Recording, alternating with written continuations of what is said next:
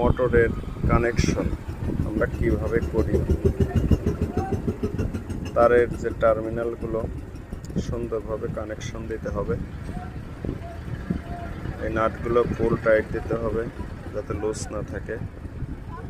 এখানে মোটরের পাস্তার এটা না লাগালেও চলে, লাগাই দিলেই ভালো হয়, কন্ট্রোল ঠিক থাকে। এটা পিকআপের তার,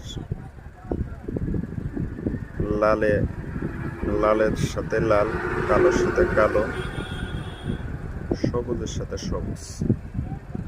পিকআপটা ভালোভাবে চেক করে নেবেন।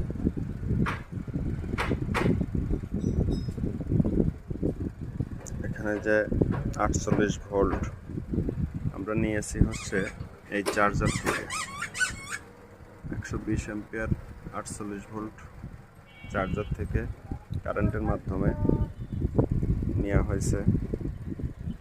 এই মোটরটা সেট আপ দিলাম। মোটরটা কিরকম চলে কিংবা ভালো আছে কিনা সেটাই দেখার জন্য আমরা পিক আপ দিয়ে দেখব।